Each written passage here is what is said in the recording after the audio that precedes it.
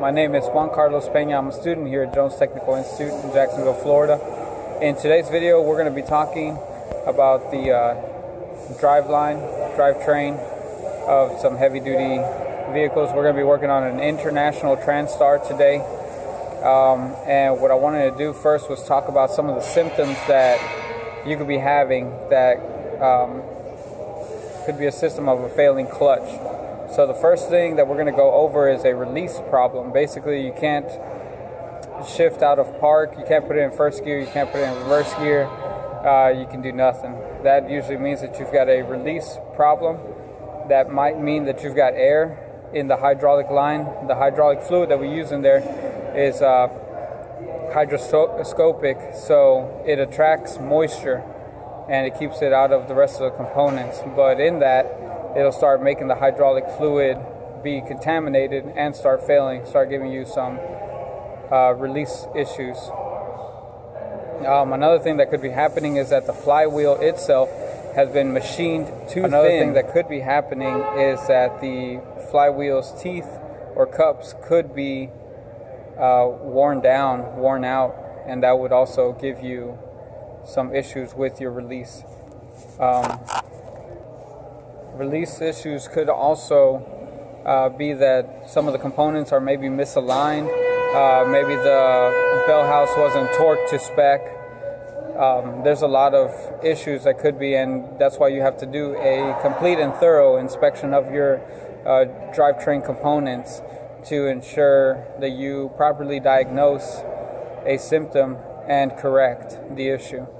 Okay, another thing that we're going to be looking at is noise.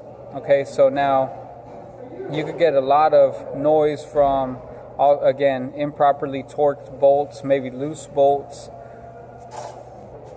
If you're getting noise while the engine is running but the clutch isn't pushed down, that might be that you've got a bad transmission input shaft bearing. Okay, and I mean the load's just going to be on the input shaft while your vehicle's in neutral. If you're hearing that noise, then that bearing right there is taking all of the load.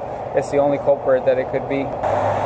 If you happen to have noise as you are depressing the clutch, that could mean that your release bearing is starting to fail, and it's time to replace that bad boy also. Okay, another noise that you could be getting is when your clutch is fully depressed. It could mean that your pilot bearing is bad, or that the input splines have been worn down to a point where they're not grabbing as they should. It could also be something as simple as a worn transmission mount. That'll start causing the transmission to sag a little bit, cause things to misalign, and you'll just start getting noise even while you're not working with the clutch. It could possibly even be some improperly lubricated components. Again, that's why it's important for you to go through and do a very thorough inspection on your drivetrain components every time that the vehicle pulls into your shop. Okay, so the next symptom that we're going to be talking about is chatter.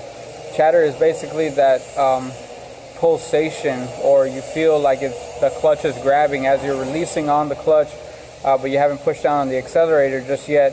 You can feel almost like a shudder in the system, and now that could be from many different things because, well, there's just a lot of components that go into it, and something as simple as improperly lined up components can start giving you chatter. The flywheel could again be machined too thin and releasing earlier than it should. It could even be a warped disc or a warped clutch cover, something maybe during the installation they didn't have the transmission properly supported, and put a ever so slight dent in the flywheels or in the clutch, one of the plates, something like that. That can easily give you chatter. If you've got a leak in rear main seal, the friction plates could be contaminated. This would also lead to chatter. And now into one of the most common things, and that's clutch slip. That's actually the reason why we're going to be doing our inspection today, because the customer had complained that the clutch was starting to slip a little bit and he thinks that it might be time to replace it. So what we're going to do is go in and check things out and make sure that he does in fact need to replace it. And you never know, we might find something else and we might be able to save this clutch. So clutch slip could be an improperly adjusted master cylinder push rod, or a binding slave cylinder, maybe a binding release cable, or it could be worn or damaged the over center spring on the clutch pedal. It could be a worn bearing and retainer. It could be a worn release fork, pivot ball. I mean, numerous things that it could possibly be. So now we've talked about a few of these symptoms. Now what we're going to do is go onto the truck and start identifying our components and go through our clutch inspection. Okay guys, so here we are underneath our truck, the home of many technicians. We're just going to be going over component identification now. So here's the bottom of our motor. This is the oil pan there. Okay, and then right here where it meets up together, this is the bell mouth housing. Here's our inspection plate, a Zerk fitting for the clutch. I don't really like that because you can't really see the clutch and where that grease is going, but moving on. This is the bottom of our transmission. This is for our PTO over here. Up to the side. The input shaft is on the other side. This over here is our output shaft. That's the tone ring where it takes its speed sensor. Some yokes. Inside we've got some heavy duty universal joints in there that are going straight into our drive shaft. This drive shaft's got a little bit of a flex in it because it needs to ride around as the suspension moves around. Okay, and it leads down into another yoke, universal joint fitting. This looks like a 12-point fitting on it. Now this right here is a tandem axle. Okay. So it leads straight into the first differential, right? This is our axle.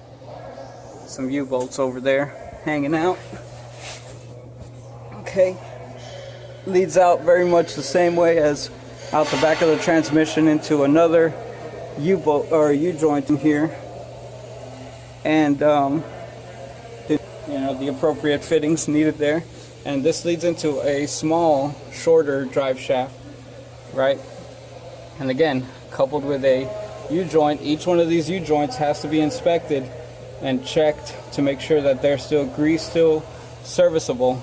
Inside, sometimes contaminants will get into the needle bearings in there, and it'll cause them to bind up and not flex as they should. This leads up into the second differential, and that's pretty much the rear axle. So that's the end of our drive line. Now, while we're in the back over here, what we're going to be looking for is leaks. See if this thing's dropping transmission fluid somewhere. Make sure that these hose fittings are connected and tightly secured. No air leaks should be going in there. Make sure that the hydraulic lines going to it also don't have any leaks. We're going to be checking the shift boot up here to ensure that it's still in good condition, that the rubber isn't corroded and worn out. Okay, we're going to be in our next video, we'll be removing that inspection plate and getting into the actual clutch. We're going to be checking our clutch pedal free travel, and we're going to be checking the serviceability of our clutch. That concludes today's video.